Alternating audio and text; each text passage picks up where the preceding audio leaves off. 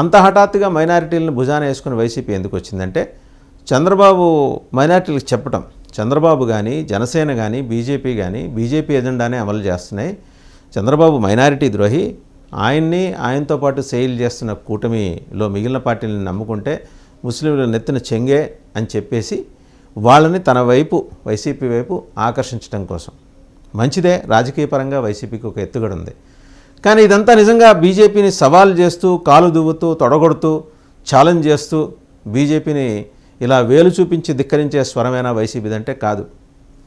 చాలామంది వేశారు, మనం కూడా వేసాం పిటిషన్. అందులో ఇంప్లీడ్ అయ్యాం. ఎందుకంటే వీళ్ళు పిటిషన్ వేసినా దాంట్లో ఇంప్లీడ్ అవ్వాలని సుప్రీంకోర్టు చెప్తుంది. ఇంప్లీడ్ అయితే ఆ 15-20 మంది కలిపి సుప్రీంకోర్టు 10-15 ఏళ్ళు విచారిస్తుంది. ఎలాగో ఈ లోపల పుణ్యకాలం గడిచిపోద్ది.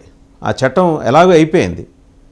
లోక్సభ రాజ్యసభ ఆమోదించి రాష్ట్రపతి గారు కూడా సంతకం చేసిన తర్వాత చట్టం అయిపోయిన తర్వాత అభ్యంతరాలు ఏమన్నా ఉంటే ముందర మాట్లాడాలి, జేపీసీలో మాట్లాడాల్సిన వైసీపీ మాట్లాడలేదు.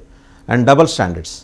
లోక్సభలో మేము ఈ బిల్లుకు వ్యతిరేకం అని చెప్పేసి లోక్సభ పక్ష నాయకుడు, వైసీపీ పక్ష నాయకుడు చెప్పారు. రాజ్యసభకు వచ్చేప్పటికీ విప్ ఇచ్చారు సుబ్బారెడ్డి గారు, విప్ జారీ చేశారు. తర్వాత చూస్తే విప్ ఇచ్చారు. అంటే దానికి భిన్నమైన వైఖరితోటి మద్దతు ఇచ్చారు. ఇవాళ అదే వైసీపీ బీజేపీ మీద కాలు దూవుతోంది అంటే జనం నమ్ముతారా? నవ్విపోతారు. ఇది జనాలకున్న అండర్స్టాండింగ్. సో మొత్తానికి మైనారిటీల పక్షపాతులం. ఈరోజు ఆంధ్రప్రదేశ్ రాష్ట్రంలో ముస్లింల ప్రయోజనాలు, ఆ మాటికి వస్తే మైనారిటీల ప్రయోజనాలు కాపాడాలంటే వైసీపీ ఒక్కటే కంకణం కట్టుకుంది. అలాగే చేతిలో కాగడా పట్టుకొని టార్చ్ బేరర్ మాదిరి ముస్లిం సమాజానికి మద్దతు నిలిచింది అని చెప్పుకునే ప్రయత్నం వైసీపీ చేస్తుంది.